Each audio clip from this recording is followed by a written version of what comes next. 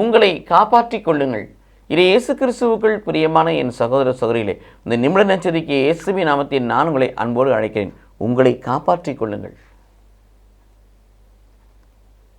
திருத்தூதர் பணி 2ஆம் அதிகாரம் 37 தொடர்ந்து வாசிக்கின்ற பொழுது, 37 முதல் வாசிக்கின்ற பொழுது அங்கே இப்படிப்பட்ட வார்த்தைகளை சொல்வதை பார்க்கிறோம். குறிப்பாக 40 இந்த சீர்கட்ட தலைமுறையிலிருந்து, இந்த நெறிக்கட்ட எண்ணத்திலிருந்து, இந்த மாறுபாடு உள்ள சந்தையிலிருந்து உங்களை காப்பாற்றிக் கொள்ளுங்கள்.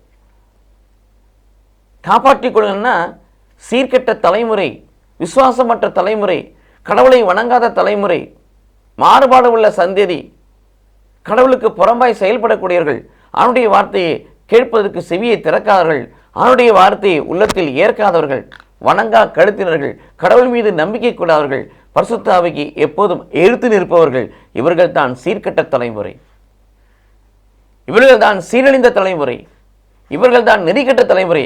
இவர்களோடு உங்களுக்கு ஐக்கியம் உற வேணாம், அவங்கள்ட்ட உங்களை காப்பாற்றிக் கொள்ளுங்கன்னு சொல்லுகிறார்.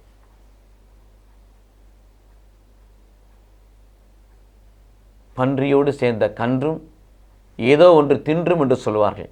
அந்த நிலைக்கு நாம் ஆளாகக்கூடாது.